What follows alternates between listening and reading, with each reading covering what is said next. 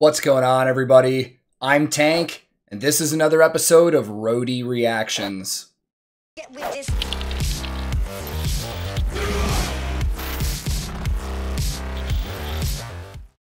I often get the question from you guys in the community, is it difficult to avoid the bands that you've discovered on this channel and not listen to any more of their music outside of reactions?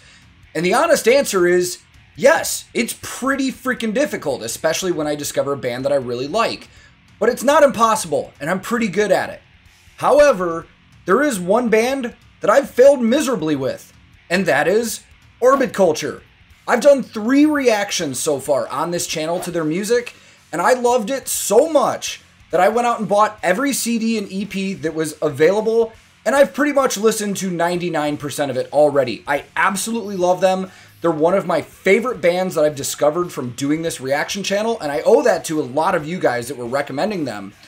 But there is one song of theirs that I have completely avoided because a couple other reactors and some people in the community told me this one is an absolute banger, and they have a live in-studio version of it, and since you like breaking down gear, you should save that for a reaction. So I have. I've even deleted this song off of the album on my iTunes playlist so it doesn't randomly pop up. I've done really good at it, and today I'm finally gonna listen to it, and I am so excited because a lot of people have talked this one up, and from what I hear, there's gonna be a lot of gear to talk about, so let's just get into it. I will link this original video in the description below. Today, I'm once again listening to Orbit Culture, and for the very first time, I'm finally hearing their song, the Star of Nija, live in studio. Let's go! So for those of you that already follow the channel, you'll probably notice this is one of the very rare scenarios. I'm not wearing a hat to start a video, and there's good reason for it. I've listened to enough Orbit Culture to know I'm not going to need the hat, and I don't even want to waste my time having to take it off before I get to a point where I'm going to be headbanging. And knowing these guys, it's probably going to be pretty quick. Let's go.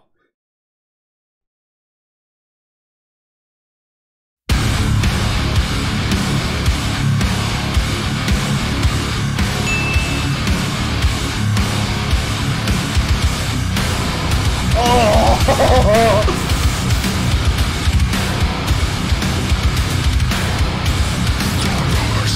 Real quick, I want to point something out that's super sick. This is a great production thing that I like that a lot of bands do. So in this intro, on the second part of it, when the snare was being hit, there's like a sample underneath of it in the programming that kind of sounds almost metallic-y.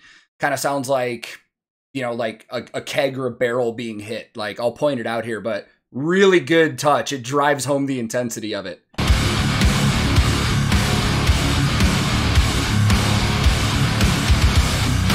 Right there.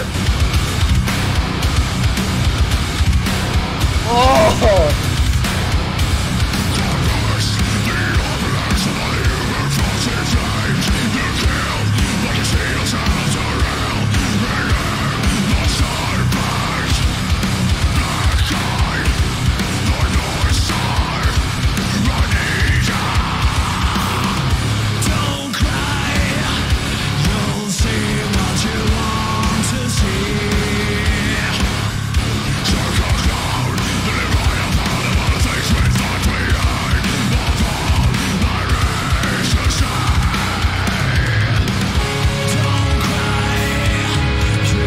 Okay, before we get to what I'm assuming is the chorus right there, dude, this is...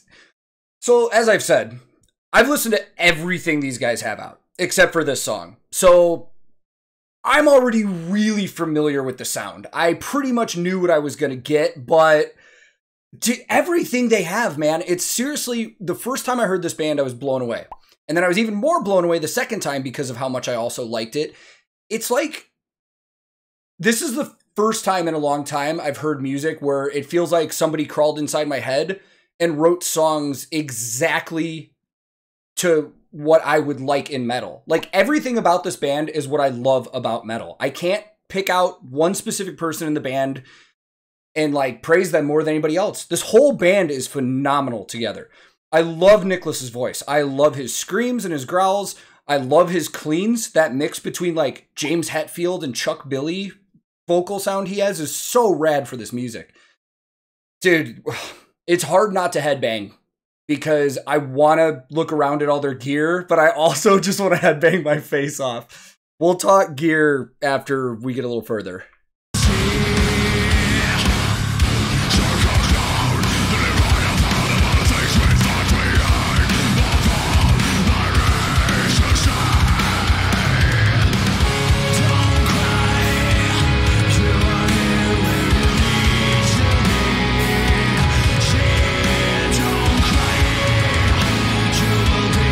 He sounded like James Hetfield so much there.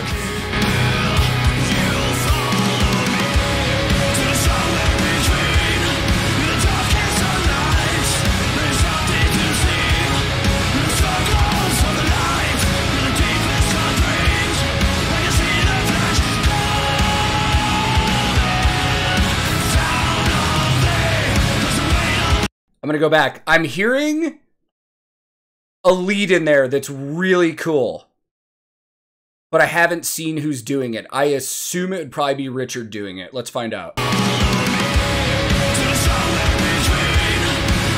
It is.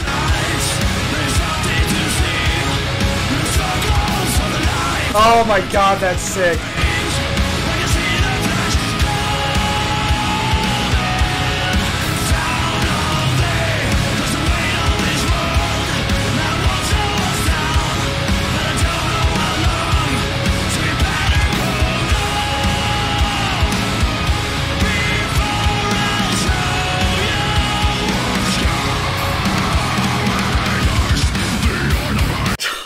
Dude, I love this band. This video is probably going to have a lot of pauses. I'm just warning you right now. If you're one of those people that's going to leave a comment that's like, bro, you paused too much, just stop now, because there's a lot to unpack here, and I want to give this the attention it deserves. So that lead part that I was hearing in that chorus that Richard was doing, super cool. I like touches like that with repeating leads in choruses, because if you take that out, it's going to lose a little bit of the vibe and feel that it has. So the fact that he's just doing that repeating part over the entire chorus really adds a little bit of a cool touch to it, man. Really good songwriting. I like that. Gear-wise, there's a lot going on. Let's start at a couple things that I'm seeing. So Christopher, or Chris, I don't know which one he likes to go by, but we'll just say Christopher. I saw Zildjian and Sabian symbols on his kit that he's using. So I assume he doesn't have any allegiances to either. But what's interesting is that Zildjian and Sabian, even though they're completely different companies, are basically the same exact thing. Zildjian is one of the oldest manufacturers of musical instruments in the entire world, and they're the biggest manufacturer of cymbals and drumsticks. Now, I think it's about 400 years. I think they started in like 1620 something. And throughout generations, they passed it down to the sons and the daughters and, you know, family members and stuff. And at one point, I believe it was the 70s or 80s, I could be mistaken, there were two brothers. And one of them was so upset with the family that he didn't get the Zildjian company that he split off and he started Sabian. And since it's the same family, the formula, their alchemy formula for the symbols, are pretty much the same. So there are some minor differences, but Sabian and Zildjian are literally the same family that has started both companies. Super cool. I cannot see what kind of drum kit he's using. I don't see any logos or anything like that. I'll try and do a little bit of research and get that on there. And then bass-wise, we got Frederick playing a Dingwall. Again, we've been seeing Dingwall a lot lately, man. Dingwall was started in 1987 by Sheldon Dingwall in Saskatoon, Saskatchewan, Canada. Their headquarters is still there. And in the past few years, I've been seeing these basses everywhere, man. So many more bass players are using them. And the bass that he's using is actually the Nolly signature. Some of you might know Nolly from his work with Periphery. He's also a very well-known producer at this point. But that bass is his signature model. And it's based off of the Dingwall Combustion. There are a couple differences. The main one are the electronics in the guitar. I believe the Combustion has an EMG EQ in it, And that one has a, I think it's a dark glass, but I'll double check. And then you can also see on the pick guard, there's a little part of it that has like 3 little notches in it. That is exclusive to that signature model. So even though it's like a combustion, they won't put that pick guard on any other guitars. Like you can't special order it or anything. So anytime you see a dingwall and it's got those 3 little notches, that is the Nolly Get Good signature dingwall. That was a long pause. Let's continue.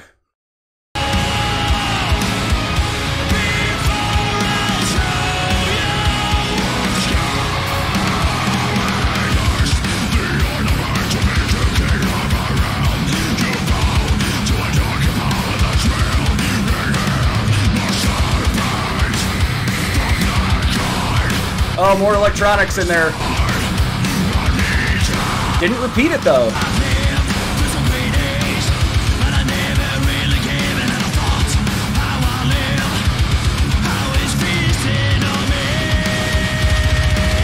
Oh.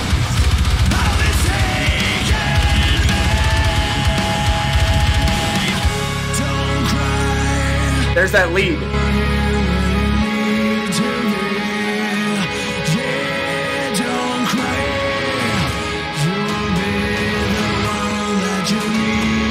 Oh, this is a good break.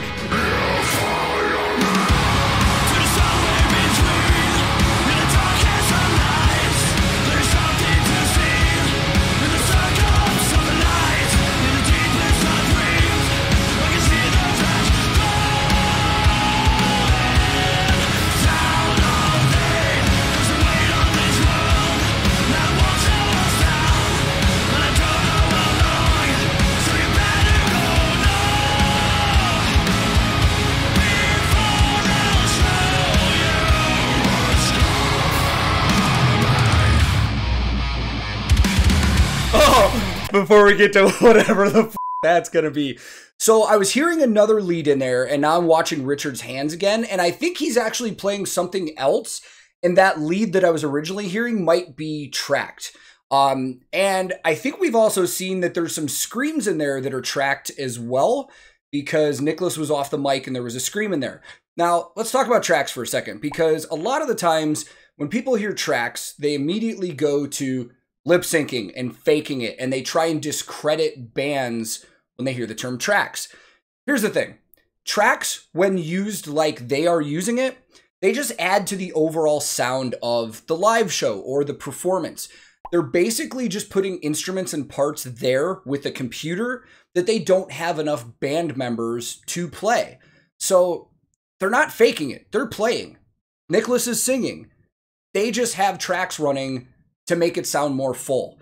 And I'm telling you right now, guys, even if you're still weird and on the fence about bands that use tracks, been touring a long time, 99% of the bands I've toured with have all used tracks. And almost every live show I've ever seen has used tracks. The tracks control the click track in their ear, the metronome that has the tempo of the song. Count-ins, count-outs, the extra stuff you're hearing, there's a lot, man. You can MIDI code tracks to lighting rigs, and there can be stuff that's controlled by your tracks that the audience is going to see. There's a lot of stuff you can do with tracks. And to feed off of the track thing, I noticed that they've got a rack of Fractal Axe-Fx 2s back there. Fractal Axe-Fx, one of my favorite amp modelers, but I should have led into that better. Fractal Axe-Fx is an amp modeler. It's basically a digital amp. And the entire unit can replicate guitar amp tones, cabinet tones, different effects, stuff like that. It's made touring and live production really easy lately. And those were discontinued, the Axe-Fx 2s, I think a couple of years ago, and now the Axe-Fx 3 is the main one that's on the market. And then you have other companies like Kemper and Line 6 and stuff like that. But where I was going with the track thing is you can also run MIDI from your tracks to your Axe-Fx units and program in pedal changes, like effects changes for the guitars. So if the guitar player's running around on stage and just wants to perform, all those effects changes can be triggered automatically. They don't even need to be at their pedal board. That's what we did on my last tour when I was on the road. Another really long pause. The last thing I want to say about that, and we'll talk about guitars later, is I was looking around their room, which I'm assuming this has got to be their rehearsal space, which I think is cool. They've got merch on the wall. They've got Rode cases everywhere. I did see an amp back there, but it looks like they're all wearing in-ears. So if you were standing in that room right now, the only thing you would hear is drums. Everything that's running, all the guitar amps and stuff through the fractals, all in their ears, everything. This sounds like we're going to get a ripping bridge, and then we'll talk about guitars in a bit.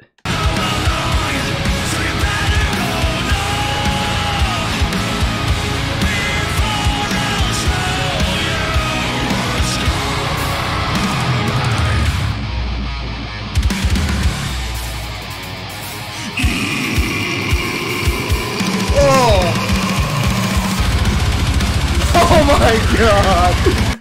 We gotta do that again. Nicholas's lows right there. Holy shit. Oh!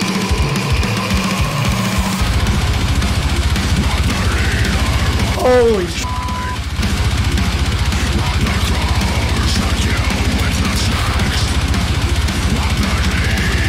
Chris is doing work.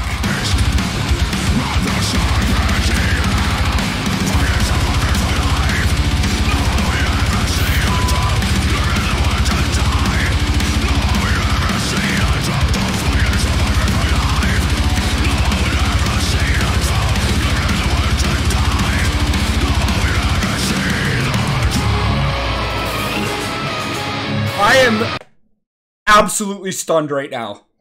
And I'm like, you can see I'm like getting a little teared. Like, I love this music, dude. I just, I'm connecting with it very well. That's what I love about the music I've heard from them. I'm connecting with it. Is that the Emperor Palpatine in the background behind Richard? I just noticed that. Dude, I love this band. It's great, man. I love everything about it. That bridge completely stunned me. I couldn't even headbang to that. I just had to listen. All right, let's make this the last pause and talk about guitars. So Richard and Nicholas are both endorsed by Solar Guitars. Solar is a Swedish guitar company that is owned by Ola England. If you're not familiar with Ola, he's a very well-known Swedish guitar player. He was most known for being in The Haunted. He was in 6 Feet Under at one point. I know he's been in a couple other bands. He started bands, stuff like that. But he started Solar Guitars in 2016 or 17. And if those guitars look familiar to anybody, it's because they're completely based off of his signature model that he had when he was endorsed by Washburn. He just wanted to start his own company with like high-end products and stuff, and they're using it. So Richard is using a Solar Type A 6-string. I couldn't see it clear enough, but I would imagine with some of the Solar stuff, he's using the Evertune bridge on it. It doesn't look like he's using like a locking system like a Floyd Rose or something, so I would just assume it's probably an Evertune bridge, because I know that Solar has some of those on their models. And it looks like he's swapped out the pickups, or at least one of them, sorry. The humbucker in the bridge position looks like it's swapped out. If I remember right, I think I read that Richard likes bare knuckle. I can't remember what one it is. It might be an Aftermath. I'm not sure. But that rings a bell. I think I read read that on his Instagram. And then Nicholas is using a Solar Type E, which makes a lot of sense because he's said in interviews that James Hetfield is one of his biggest inspirations ever. And he used to rock like Gibson and Epiphone Explorers all the time. So now that he's endorsed by Solar, he's rocking the Type E, which is basically their version of the Explorer. I'm going to stop talking. Let's f***ing listen to the rest of this. This is awesome.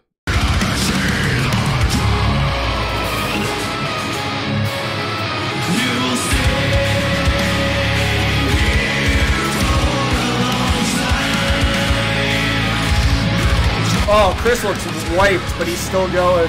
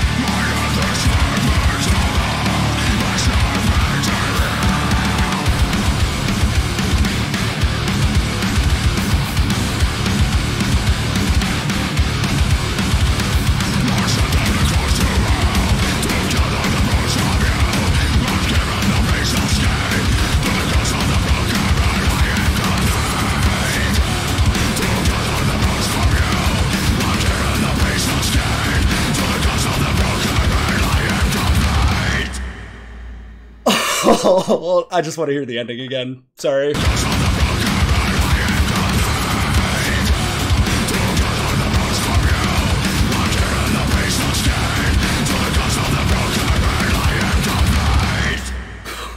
Holy f, guys.